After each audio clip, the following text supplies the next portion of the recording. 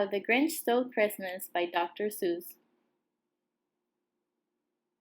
Every Who down in Whoville liked Christmas a lot. But the Grinch who lived just north of Whoville did not. The Grinch hated Christmas, the whole Christmas season. Now please don't ask why. No one quite knew the reason. It could be his head wasn't screwed on just right. It could be, perhaps, that his shoes were too tight. But I think that the most likely reason of all may have been that his heart was 2 sizes too small. But whatever the reason, his heart or his shoes, he stood there on Christmas Eve, hating the Whos. Staring down from his cave, with sour Grinch frown, at the warm lighted windows below in their town. For he knew every Who down in Whoville beneath was busy now hanging a mistletoe wreath. And they're hanging their stockings, he snarled with a sneer. Tomorrow is Christmas. It's practically here. Then he growled with his Grinch, fingers nervously drumming. I must find some way to stop Christmas from coming. For tomorrow, he knew, all the Who girls and boys would make bright and early. They'd rush for their toys. And then, oh the noise, noise. That's one thing he hated. The noise.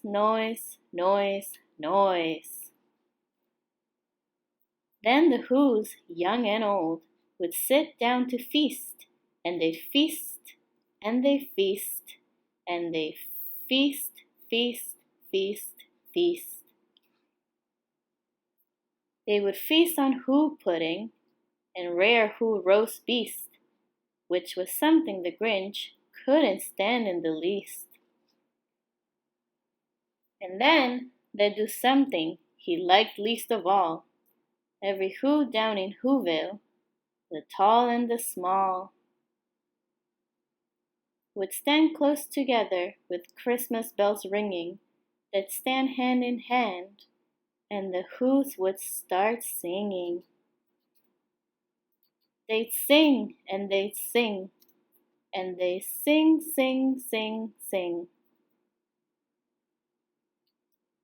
And the more the Grinch thought of this Who Christmas sing, the more the Grinch thought, I must stop this whole thing. Why, for 53 years, I've put up with it now. I must stop this Christmas from coming. But how? Then he got an idea, an awful idea. The Grinch got a wonderful, awful idea.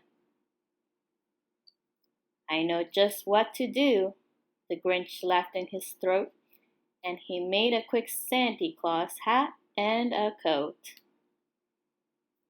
And he chuckled and chuckled. What a great Grinchy trick! With this coat and this hat, I look just like Saint Nick. All I need is a reindeer. The Grinch looked around. But since reindeer are scarce, there was none to be found. Did that stop the old Grinch? No! The Grinch simply said, if I can't find a reindeer, I'll make one instead. So he called his dog Max. Then he took some red thread, and he tied a big horn on top of his head. Then he loaded some bags and some old empty sacks on a ramshackle sleigh, and he hitched up old Max.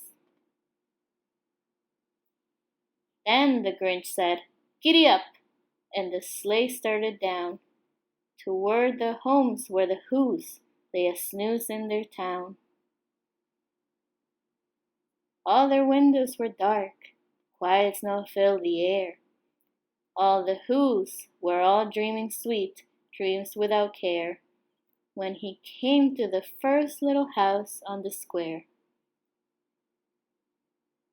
"This is stop number 1," the old Grinchy Claus hissed, and he climbed to the roof, empty bags in his fist. Then he slid down the chimney, a rather tight pinch, but if Santa could do it, then so could the Grinch. He got stuck only once, for a moment or two.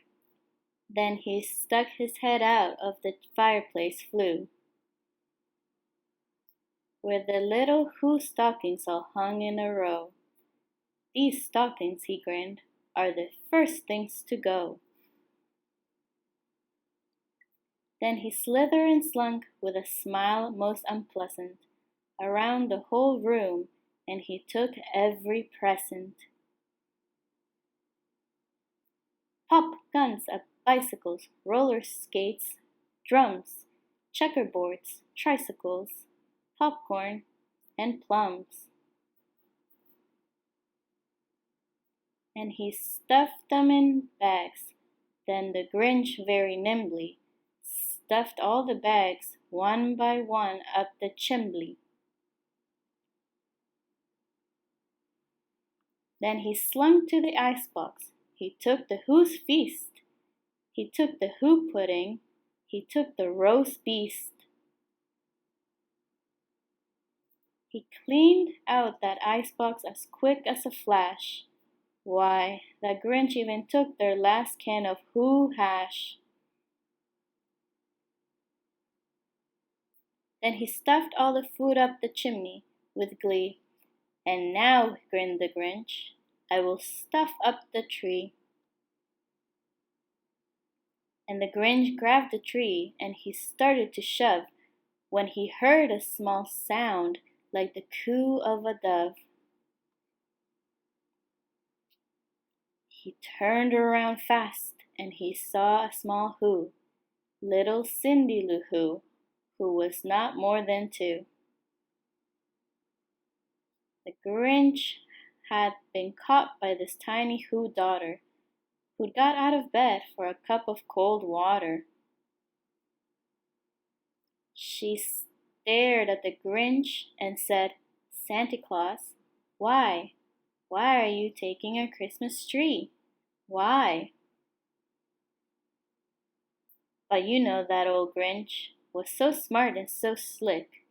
He thought up a lie, and he thought it up quick. "Why, my sweet little Toot," the fake Santa Claus lied, "there's a little light on the street that won't light on one side. So I'm taking it home to my workshop, my dear. I'll fix it right up, then I'll bring it back here." And this fit fooled the child. Then he patted her head, and he got her a drink, and he sent her to bed. And when Cindy Lou Who went to bed with her cup, he went to the chimney and stuffed the tree up. Then the last thing he took was the log for their fire. Then he went up the chimney himself, the old liar. On the walls he left nothing but hooks and some wire.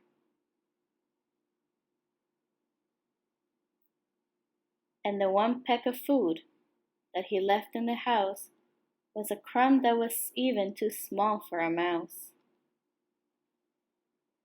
Then he did the same thing to the other Who's houses, leaving crumbs much too small for the other Who's mouses. It was 1/4 past dawn, all the Who's still abed, all the Who's still a snooze, when he packed up his sled.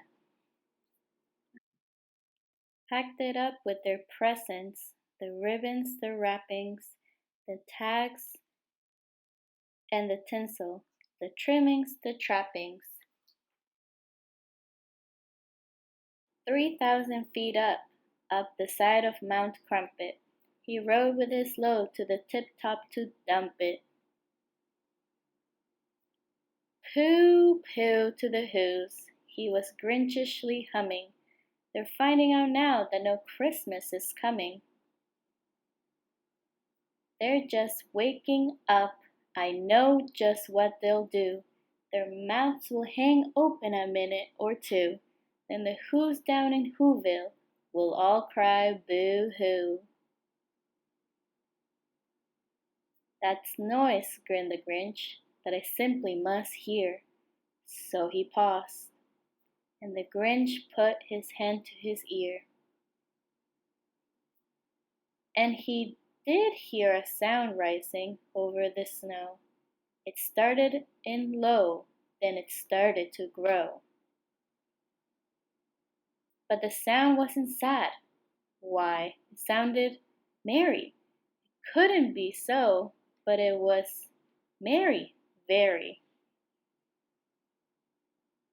He stared down at the Whoville. The Grinch popped his eyes. Then he shook. What he saw was a shocking surprise.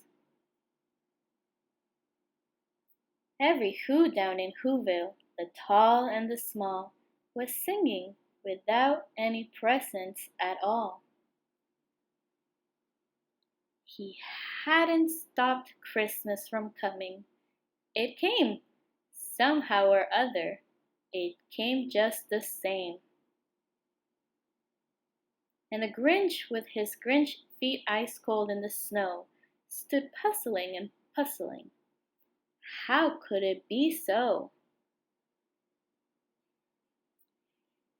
It came without ribbons. It came without tags. It came without packages, boxes, or bags. And he puzzled 3 hours, till the puzzling was sore. Then the Grinch thought of something he hadn't before. Maybe Christmas, he thought, doesn't come from a store. Maybe Christmas, perhaps, means a little bit more.